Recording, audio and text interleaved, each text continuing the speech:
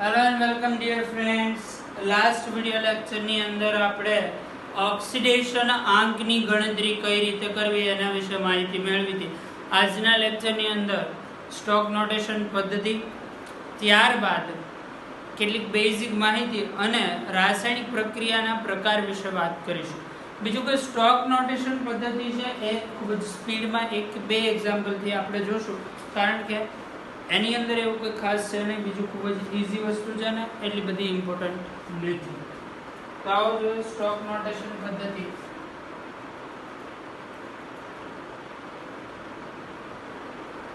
Stock notation પદ્ધતિ. Stock notation પદ્ધતિ એ પરમાણુનો oxidation આંક દર્શાવવાની એક પદ્ધતિ છે. આની મદદથી તમે પરમાણુનો ઓક્સિડેશન આંક દર્શાવી શકો. આની અંદર શું કરવાનું હોય તો કે પરમાણુનો ઓક્સિડેશન આંક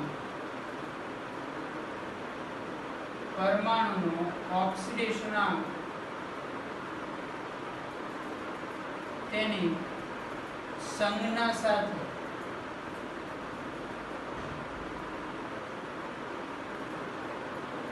રોમન અંકમાં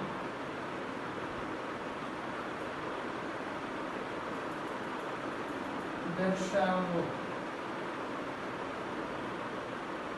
પરમાણુનો ઓક્સિડેશનાંક પરમાણુની સંજ્ઞા સાથે રોમન અંકની અંદર દર્શાવવામાં આવે છે. જેમ કે એક્ઝામ્પલની વાત કરીએ આપણે. એક્ઝામ્પલ તરીકે લઈએ છે HgCl2. આની અંદર Hg એટલે કે મર્ક્યુરીનો ઓક્સિડેશનાંક કેટલો આવશે તો એ આપણે કઈ રીતે ગણતરી કરીએ છીએ. આ લઈશું x + 2 * -1 બરાબર 0. તો x - 2 બરાબર 0. તો x આવશે +2. Hg નો ઓક્સિડેશનાંક +2 હોવાથી આને આ રીતે દર્શાવવામાં આવે. Hg2Cl2. આ 2 શું દર્શાવે છે તો કે Hg નો ઓક્સિડેશન આંક. આ રીતે સંયોજન દર્શાવવાની પદ્ધતિ એટલે શું થાય સ્ટોક નોટેશન પદ્ધતિ. એમાં નવું કંઈ નથી. કોઈ પરમાણુનો ઓક્સિડેશન આંક આ રીતે પરમાણુની બાજુમાં કૌંસમાં રોમન અંકમાં દર્શાવવામાં આવે. બીજું એકાદ એક્ઝામ્પલ જોઈએ અને સ્ટોક નોટેશન પદ્ધતિની વાતને પૂર્ણ કરશું આપણે. HAuCl4. તો કાલના લેક્ચરમાં જોયું તો કે આના Au નો ઓક્સિડેશનાંક +3 આવે છે. કાલે આપણે ગણતરી કરેલી છે. તો આને કઈ રીતે દર્શાવશું. HAu3Cl4. આ થઈ ગઈ સ્ટોક નોટેશન પદ્ધતિ. ઓકે, ત્યાર પછી બીજી કેટલીક વાત કરીએ. સમ નોટ્સ.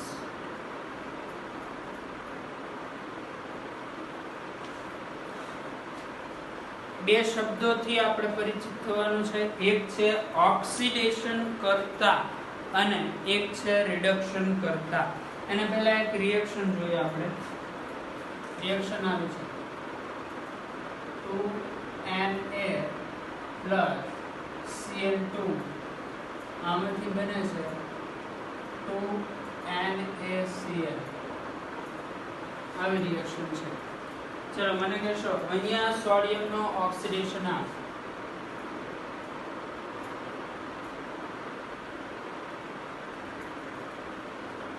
અહીંયા સોડિયમનો ઓક્સિડેશન આંક કેટલો આવે તો કે 0. ક્લોરીનનો પણ કેટલો આવે 0.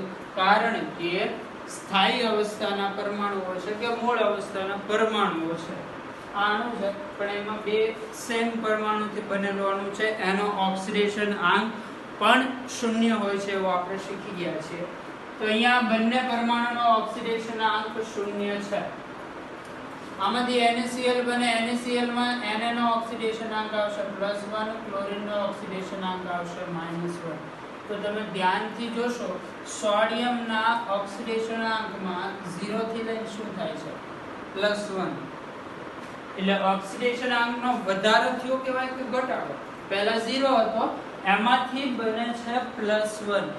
0 માંથી +1 એટલે સ્વાભાવિક વસ્તુ છે કે ઓક્સિડેશન આંકમાં વધારો થાય છે. આવો આપણે શીખી ગયા છીએ ઓક્સિડેશન અને રિડક્શનના ડિફરન્સમાં. સ્ટાર્ટિંગમાં પહેલો જ પોઈન્ટ હતો ઓક્સિડેશન અને રિડક્શન. ત્યારે શીખવાડ્યું હતું કે ઓક્સિડેશન એટલે તમે એવું કહી શકો ઓક્સિડેશન આંકનો વધારો, જ્યારે રિડક્શન એટલે તમે એવું કહી શકો ઓક્સિડેશન આંકનો ઘટાડો. તો અહીંયા ધ્યાનથી જુઓ તો સોડિયમના ઓક્સિડેશન આંકમાં વધારો થાય છે. સોડિયમના ઓક્સિડેશન આંકમાં વધારો થાય છે. ઓક્સિડેશન આંકમાં વધારો થતો હોય તો આ પ્રક્રિયાને શું કહેવાય? તો કે ઓક્સિડેશન. એટલે આ રિએક્શન દરમિયાન સોડિયમનું શું થાય છે? ઓક્સિડેશન. હવે વાત કરીએ ક્લોરીન, તો ક્લોરીન 0 માંથી થાય છે -1. 0 માંથી -1 એટલે ઓક્સિડેશન આંકનો ક્લોરીન માટે શું થાય છે? ઓક્સિડેશન આંકનો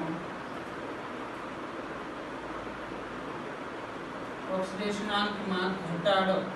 અને ઓક્સિડેશન આંકમાં ઘટાડો થતો હોય તો પ્રક્રિયા કઈ કહેવાય? રિડક્શન. બરાબર. આ રિએક્શન તમે ધ્યાનથી જોશો ભાઈ તો આ રિએક્શનમાં સોડિયમનું શું થયું? ઓક્સિડેશન. કારણ કે સોડિયમના ઓક્સિડેશન આંકમાં વધારો થાય છે. ક્લોરીનનો ઓક્સિડેશન આંક 0 માંથી -1 તો ક્લોરીનના ઓક્સિડેશન આંકમાં ઘટાડો થાય છે. ઓક્સિડેશન આંકનો ઘટાડો એટલે ક્લોરીનનું શું થયું કહેવાય? રિડક્શન. અને આપણે યાદ રાખશું કે જ્યાં એક જ રિએક્શનમાં ઓક્સિડેશન અને રિડક્શન બંને થતું હોય તેવી પ્રક્રિયાને રેડોક્સ પ્રક્રિયા તરીકે ઓળખવામાં આવે છે. રેડોક્સ પ્રક્રિયા કોને કહીશું? યાદ રાખશું ભાઈ. રેડોક્સ પ્રક્રિયા એટલે શું? ઓક્સિડેશન અને રિડક્શન બંને એક સાથે થવું જોઈએ. અહીંયા સેમ એક ઘટના બને છે. સોડિયમનું ઓક્સિડેશન થાય છે, ક્લોરીનનું રિડક્શન થાય છે. ઓક્સિડેશન અને રિડક્શન આ બંને ઘટના એક સાથે બનતી હોય તો એવી પ્રક્રિયાને શું કહેવાય છે? રેડોક્સ પ્રક્રિયા કહેવાય છે. વાત ક્લિયર થાય છે? બોલો. સોડિયમનું ઓક્સિડેશન, ક્લોરીનનું રિડક્શન, ઓક્સિડેશન અને રિડક્શન બંને ઘટના એક સાથે બનતી હોય તો એવી પ્રક્રિયાને આપણે રેડોક્સ પ્રક્રિયા તરીકે ઓળખશું. એટલે oxidation plus reduction, oxidation reduction બંને સાથે થયું તો આ પ્રક્રિયાને આપણે રેડોક્સ પ્રક્રિયા તરીકે ઓળખશું. બીજું, સોડિયમનું શું થયું અહીંયા? ઓક્સિડેશન અને ક્લોરીનનું રિડક્શન. તો તમે એવું પણ કહી શકો, ધ્યાનથી સમજો, શબ્દો ઉપર ભાર આપજો. સોડિયમ છે એ ક્લોરીનનું રિડક્શન કરાવે છે. ફરીથી બોલું છું. સોડિયમ છે એ ક્લોરીનનું શું કરાવે છે? રિડક્શન. એટલા માટે સોડિયમ માટે શબ્દ વાપરી શકો તમે. સોડિયમ છે એ છે રિડક્શન કરતા. સોડિયમ માટે શબ્દ શું વાપર્યો આપણે? રિડક્શન કરતા. શું કામ રિડક્શન કરતા? તો કે સોડિયમ એ ક્લોરીનનું રિડક્શન કરાવે છે અને જો કોઈ પરમાણુ બીજા પરમાણુનું રિડક્શન કરાવતો હોય તો એ પરમાણુને આપણે શું કહી શકીએ?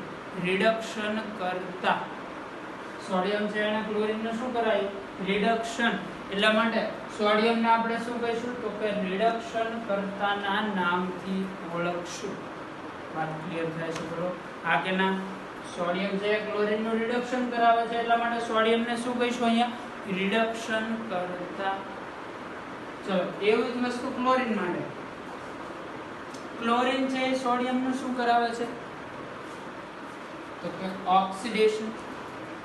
હવે ક્લોરીન સોડિયમનું ઓક્સિડેશન કરાવતો હોય તો ક્લોરીનને શું શબ્દ વપરાય? તો ક્લોરીન માટે શબ્દ વાપરી શકો ઓક્સિડેશન કરતા.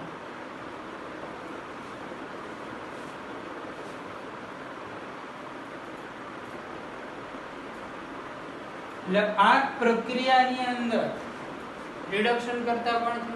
સોડિયમ. ઓક્સિડેશન કરતા કોણ છે? તો કે ક્લોરીન.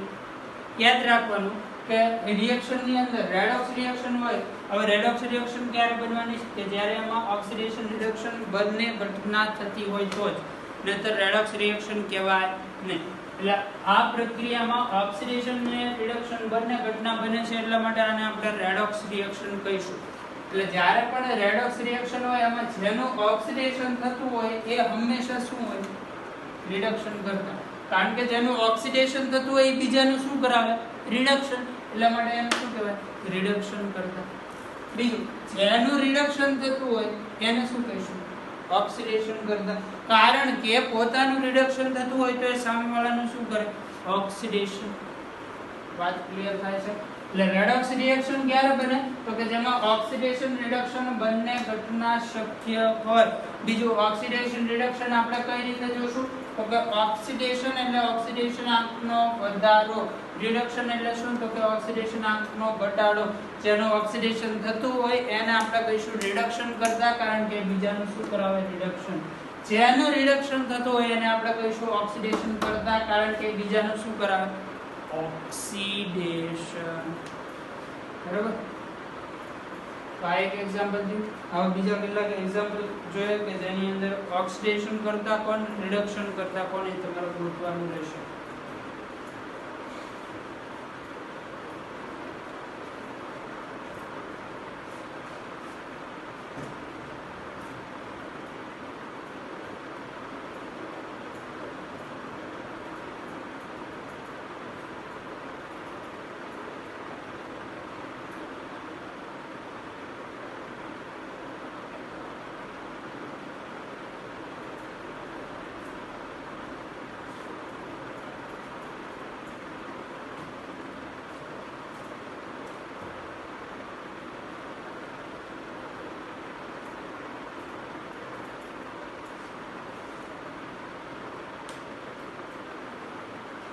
બીજું એક એક્ઝામ્પલ લખું છું.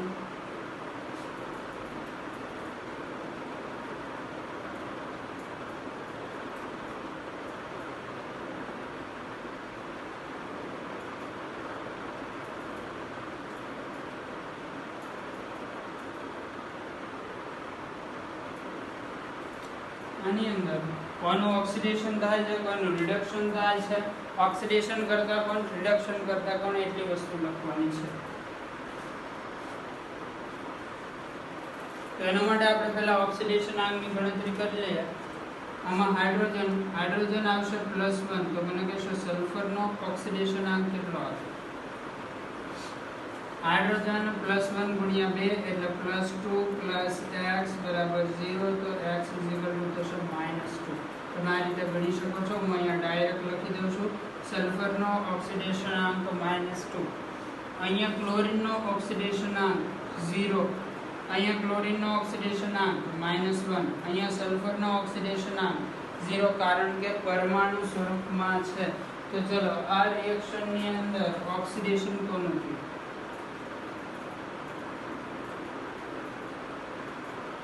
ઓક્સિડેશન થાય છે કઈ રીતે નક્કી કરશો? તો કે જેના ઓક્સિડેશન આંકમાં વધારો થતો હોય એનો ઓક્સિડેશન થાય. તો ધ્યાનથી જો સલ્ફરનો ઓક્સિડેશન આંક પહેલા તો -2, એમાંથી થઈ જાય છે 0, -2 માંથી 0 વધારો ઘટાડો. વિચારો -2 માંથી 0 થાય તો એ વધ્યું કહેવાય, ઘટ્યું કહેવાય? તો કે સ્વાભાવિક છે, વધ્યું કહેવાય. માઈનસ માંથી 0 માં આવે છે એટલે વધારો થયો. તો ઓક્સિડેશન કોનું થયું? તો કે સલ્ફરનું. ચલો રિડક્શન કોનું થયું કહેવાય?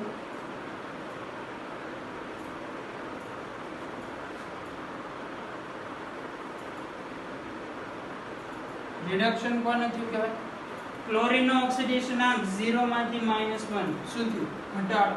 એટલે ક્લોરીનનું રિડક્શન. મને કહેશો ઓક્સિડેશન કરતા કોને કહેવાય? ઓક્સિડેશન કરતા. ઓક્સિડેશન કરતા એટલે જેનું રિડક્શન થતું હોય એ. કોનું રિડક્શન થાય છે? તો કે ક્લોરીનનું. તો Cl2 એ ઓક્સિડેશન કરતા છે. તો આમાં રિડક્શન કરતા કોણ છે? રિડક્શન કરતા આવશે H2S, કારણ કે એ ક્લોરીનનું રિડક્શન કરાવે છે. તો તો આ રીતે કોઈ પણ પ્રક્રિયા માટે તમારે ઓક્સિડેશન રિડક્શન કોનું થાય છે એ ઓળખવાનું રહેશે, ઓક્સિડેશન કરતા કોણ રિડક્શન કરતા કોણ એ ઓળખવાનું રહેશે. હવે પછી આપણે જોશું રાસાયણિક પ્રક્રિયાઓના પ્રકાર. એમાં ડેટાબેઝ માહિતી હશે જે તમારે ફરજિયાતપણે યાદ રાખવાની આવશે. પ્રક્રિયાના પ્રકારમાંથી હું એક એક્ઝામ્પલ કરાવીશ. એનસીઈઆરટી ની અંદર એક પ્રકારના 2 કે 3 ઘણીવાર 4 જેટલા એક્ઝામ્પલ હશે, તો બાકીના એક્ઝામ્પલ તમે જાતે જોઈ લેવાના. હું એક એક્ઝામ્પલથી અહીંયા રિએક્શન સમજાવીશ.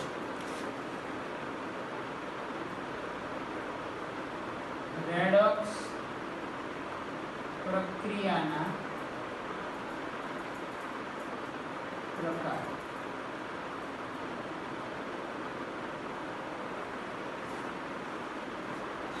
રેડોક્સ પ્રક્રિયાના પ્રકારની અંદર પહેલું જે પ્રકાર છે એ છે સંયોગીકરણ. પહેલો પ્રકાર છે સંયોગીકરણ. હવે સંયોગીકરણ એટલે શું? તો કે સંયોજન બનવું. જેમ કે આનું એક્ઝામ્પલ જોઈએ આપણે, કાર્બન પ્લસ O2 બનાવે છે CO2.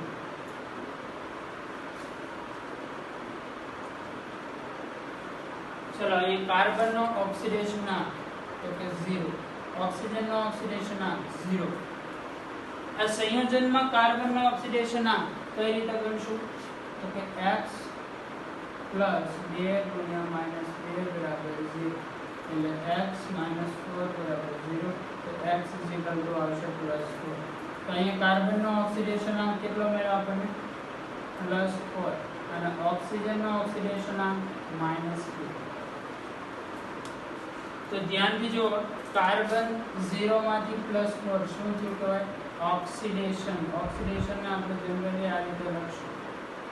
ઓક્સિજન 0 માંથી -2, ઓક્સિડેશન આંકમાં 0 માંથી -2 એટલે ઘટાડો. ઓક્સિડેશન આંકનો ઘટાડો એટલે શું થયું?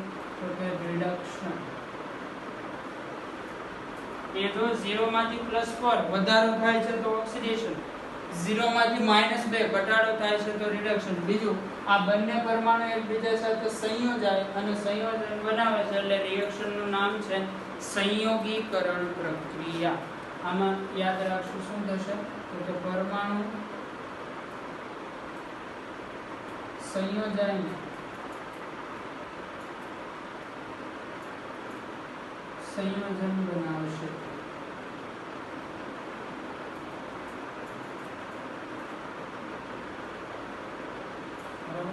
આ રિએક્શન છે સંયોગીકરણ પ્રક્રિયા. ત્યાર પછી સેકન્ડ આવશે વિઘટન પ્રક્રિયા.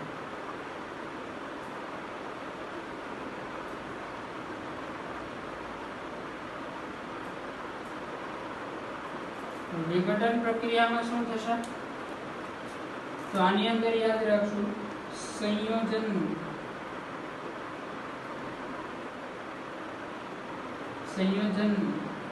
વિઘટન થશે.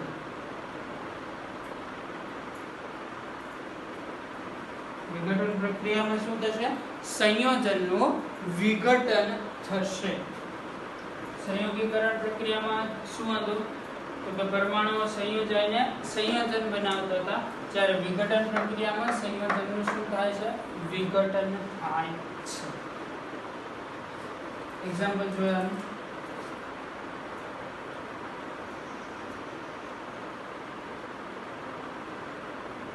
NaH છે, આમાંથી બને છે સોડિયમ પ્લસ H2. હવે જો સોડિયમ છે એ સમૂહ નંબર 1 નું તત્વ છે. સમૂહ નંબર 1 નું તત્વ હોય તો એનો ઓક્સિડેશન અંક ફરજિયાતપણે કેટલો આવે? +1. અને આ +1 હોય તો હાઇડ્રોજન હંમેશા -1. અહીંયા 0, આ પણ 0. તો જો સોડિયમ નો ઓક્સિડેશન અંક +1 માંથી થાય છે 0. +1 માંથી 0 એટલે ઓક્સિડેશન અંકમાં શું થયો? ઘટાડો. ઓક્સિડેશન અંકનો ઘટાડો એટલે પ્રક્રિયાને કઈ પ્રક્રિયા કહેવાય? તો કે રિડક્શન. આમાં કોનું રિડક્શન થાય? સોડિયમનું. હાઇડ્રોજન -1 માંથી 0. -1 માંથી 0 એટલે ઓક્સિડેશન આંકનો વધારો. ઓક્સિડેશન આંકનો વધારો તો રિએક્શન ને કઈ રિએક્શન કહેવાય? ઓક્સિડેશન. ઓક્સિડેશન અને રિડક્શન બંને થતું હોય એવી પ્રક્રિયા એટલે રેડોક્સ પ્રક્રિયા. આ રેડોક્સ પ્રક્રિયા એવી છે કે જેમાં સંયોજન તૂટે છે એટલા માટે નામ આપેલું છે વિઘટન પ્રક્રિયા. બાકી આની વિશે અંદર ડિટેલમાં કોઈ જવાની જરૂર નથી. ચલો ત્યાર પછી છે વિસ્થાપન પ્રક્રિયા.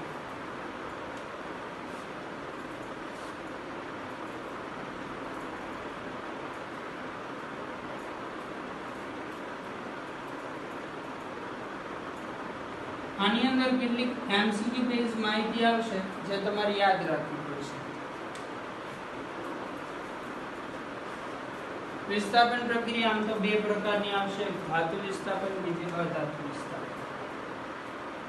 પહેલી છે ધાતુ વિસ્થાપન.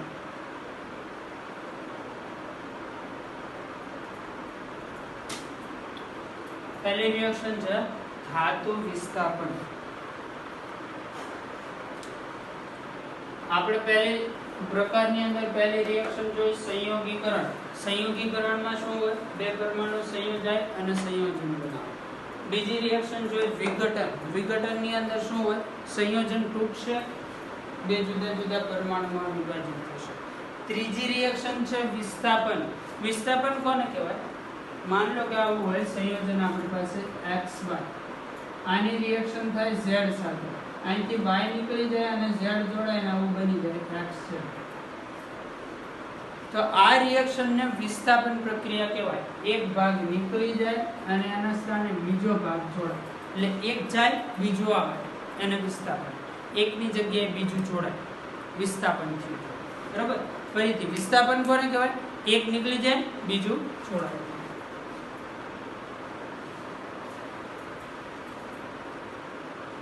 चलो એમાં ધાતુ વિસ્થાપન એટલે એક ધાતુ વડે બીજી ધાતુનું વિસ્થાપન. એક્ઝામ્પલ લઈશું આનું. આપણે એક જ એક્ઝામ્પલ સમજશું. આપણી પાસે છે CuSO4 કોપર સલ્ફેટ. આના દ્રાવણમાં ઝિંક નાખો. દ્રાવણ હતું આપણી પાસે કોપર સલ્ફેટનું, એમાં શું નાખ્યું? ઝિંક.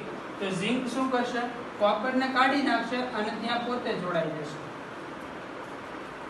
ચલો ઝિંક છે એ કોપરને કાઢી નાખે અને ત્યાં પોતે જોડાય છે એટલે આમાં બનશે ZnSO4 અને કોપર. તો ધ્યાનથી શું થયું? વિસ્થાપનમાં કોપર નીકળી ગયું, ત્યાં કોણ જોડાઈ ગયું? ઝિંક. એક નીકળે છે બીજું જોડાય છે. રિએક્શનને કઈ રિએક્શન કહેવાય? વિસ્થાપન પ્રક્રિયા.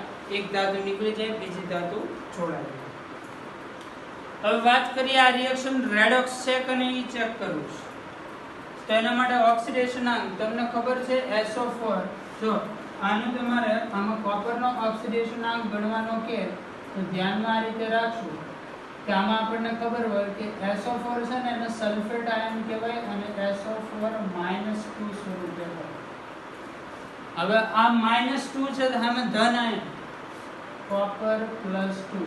તો અહીંયા કોપરનો ઓક્સિડેશન આંક કેટલો આવે? +2. બીજું એ વસ્તુ યાદ રાખવાની કે અહીંયા SO4 હતું, આ સાઈડ પણ SO4 છે. તો સલ્ફર કે ઓક્સિજનનો ઓક્સિડેશન આંક ક્યારેય બદલાશે નહીં. માની લો કે તમારી પાસે પ્રક્રિયકમાં આવું સ્વરૂપ હોય NO3- અને નિપજમાં પણ સેમ આવું મળે NO3-.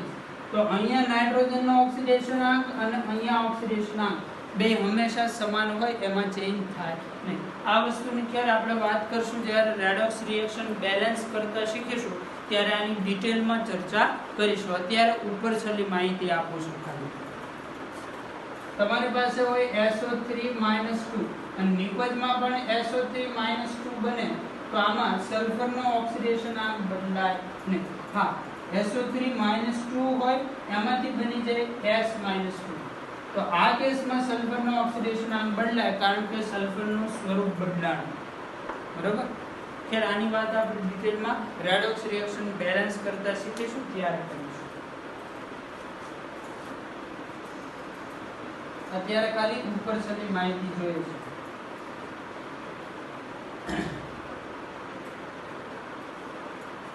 चलो અહીંયા કોપર +2 છે અને ઝિંક નો ઓક્સિડેશન આંક છે 0.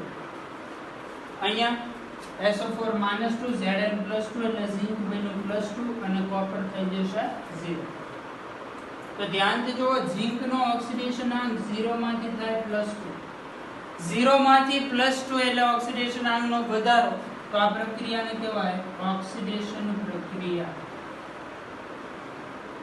કોપર +2 છે એમાંથી 0 +2 માંથી 0 ઓક્સિડેશન આંકનો ઘટાડો, તો આ રિએક્શન ને કહેવાય રિડક્શન પ્રક્રિયા. બરાબર, 0 માંથી +2 એટલે ઓક્સિડેશન, +2 માંથી 0 એટલે રિડક્શન. તો આ રિએક્શન થઈ ગઈ રેડોક્સ રિએક્શન. બીજું, જો તમારી પાસે દ્રાવણ હોય ZnSO4 નું, દ્રાવણ હોય ZnSO4 નું અને આમાં તમે કોપર નાખો તો કોઈ જ અસર થશે નહીં, કારણ કે કોપર કરતા ઝિંકની સક્રિયતા વધારે છે. શબ્દ ધ્યાનથી સમજો, કોપર કરતા ઝિંકની સક્રિયતા વધારે હોય એટલે ઝિંક છે ને એ કોપરને કાઢી જોડાઈ શકે. ઝિંક છે એ વધારે શક્તિશાળી છે.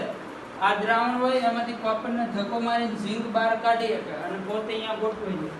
પણ ઝિંક હોય ત્યાં કોપર જઈ શકે નહીં, કારણ કે વધારે શક્તિશાળી કોણ છે? ઝિંક. વાત ક્લિયર થાય છે? આવું કદાચ તમે પહેલા 10મા ધોરણમાં શીખ્યા હશો સક્રિયતા શ્રેણી વિશે. તો આને બેઝ એક એક્ઝામ્પલ આવી શકે. આપણી પાસે અહીંયા છે કોપર સલ્ફેટનું દ્રાવણ. આ પ્રેક્ટિકલ, આની વાત NCERT બુકમાં પણ કરેલી છે. આ છે CuSO4 કોપર સલ્ફેટનું દ્રાવણ. આનો રંગ હોય છે વાદળી રંગ. હવે આ જ દ્રાવણની અંદર આપણે ઝિંકનો સળિયો મૂકીએ છીએ. આ દ્રાવણમાં આપણે શું કર્યું તો કે ઝિંકનો સળિયો મૂકી દીધો. આ છે ઝિંક ધાતુ અને દ્રાવણ શેનું છે તો કે કોપર સલ્ફેટનું. CuSO4 ના દ્રાવણમાં ઝિંકનો સળિયો મૂકીએ. CuSO4 ના દ્રાવણનો રંગ કેવો હતો? વાદળી. તો ઝિંકનો સળિયો મૂકતા શું થશે તો કે દ્રાવણનો વાદળી રંગ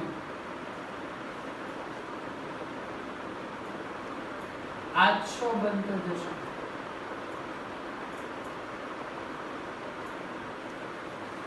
આમ થવાનું કારણ શું તો કે દ્રાવણમાં CuSO4 હતું અને તમે શું નાખ્યું? ઝિંક. એટલે શું થાય? કોપર નીકળી જાય અને ઝિંક જોડાઈ જાય એટલે આમાંથી બનશે ZnSO4 જે હોય છે રંગવિહીન. એટલે દ્રાવણનો વાદળી રંગ કેવો થાય? આછો બનતો જાય. શું કામ? કારણ કે કોપર નીકળતું જાય અને શું બનતું જાય? ZnSO4. એટલા માટે દ્રાવણનો વાદળી રંગ કેવો થશે? આછો બનશે. પણ જો તમારી પાસે ZnSO4 નું દ્રાવણ હોય, આ દ્રાવણ છે ZnSO4 નું અને આમાં તમે કોપરનો સળિયો મૂકો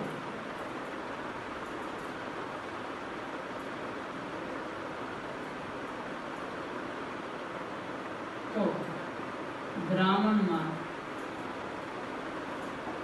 કોઈ ફેરફાર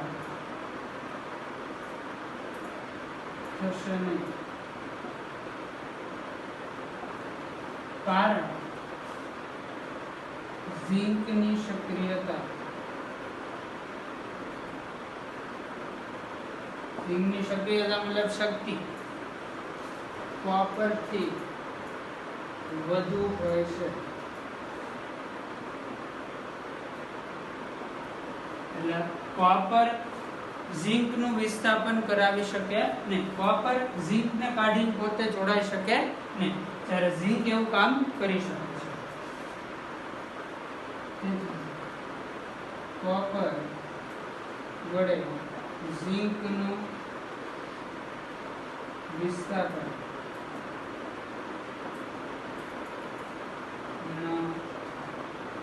કોપર વડે ઝિંક નું વિસ્થાપન થાય. સક્રિયતા શ્રેણીમાં એક 3 એલિમેન્ટ અહીંયા લખું છું. આમ તો સક્રિયતા શ્રેણી ઘણી બધી વધારે છે, ખાલી અહીંયા 3 એલિમેન્ટની વાત કરું, ઝિંક, કોપર અને Ag. તો આમાં સક્રિયતા ઝિંકની સૌથી વધુ, બીજા નંબર ઉપર કોપર. તો કોપર કરતા Ag ની સક્રિયતા ઓછી છે. એટલે જો તમને આવો એમસીક્યુ પૂછે, કોપર સલ્ફેટનું દ્રાવણ છે,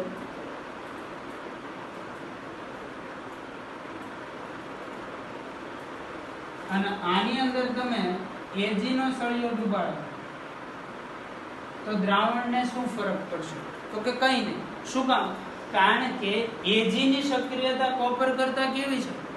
ઓછી છે. Ag ની સક્રિયતા ઓછી હોવાથી Ag કોપરના દ્રાવણમાં કંઈ જ ફેરફાર કરી શકતું નથી. જો Ag નું દ્રાવણ હોય એમાં તમે કોપરનો સળિયો નાખો તો વિસ્થાપન તો કે થશે. ફરીથી જો ધ્યાનથી સમજો, આવા એમસીક્યુ પૂછાશે, કન્સેપ્ટ એકવાર ક્લિયર થઈ જશે તો એમસીક્યુ આરામથી આવડી જશે. ઝિંક, કોપર અને Ag આ ત્રણેયમાં સૌથી વધારે સક્રિયતા ઝિંકની, પછી કોપરની, પછી Ag. તો કોપર છે એ Ag ના દ્રાવણમાં નાખો તો ફેરફાર તો કે હા થશે. ઝિંક છે એ Ag ના દ્રાવણમાં નાખો તો ફેરફાર થશે.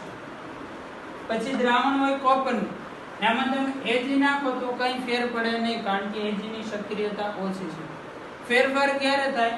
તો કે જે તમે સળિયો રાખો છો ને એની સક્રિયતા વધારે હોવી જોઈએ. યાદ શું રાખવાનું? જે સળિયો રાખશો એની સક્રિયતા વધારે હોવી જોઈએ. કોપરનું દ્રાવણ છે એમાં Ag નો સળિયો નાખો કોઈ ફરક પડે નહીં, પણ જો કોપરના દ્રાવણમાં ઝિંકનો સળિયો નાખો તો વાદળી રંગની તીવ્રતા ઘટતી જાય. અને જો ઝિંકનું દ્રાવણ હોય એમાં તમે કોપર કે Ag કોઈ પણનો સળિયો નાખશો કંઈ જ ફરક પડશે નહીં.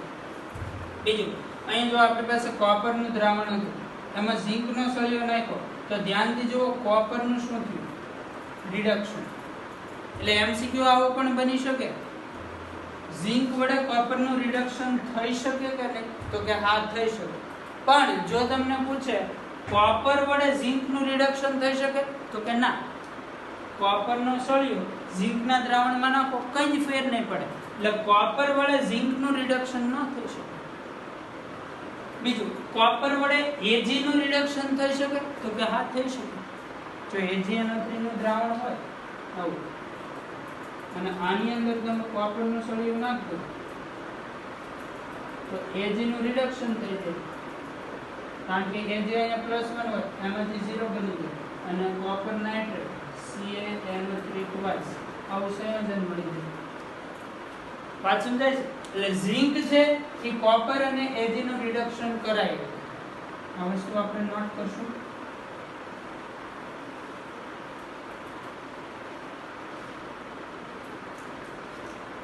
જો આટલા પોઈન્ટ યાદ રાખશું, ઝિંક વડે Cu અને Ag નું રિડક્શન થાય.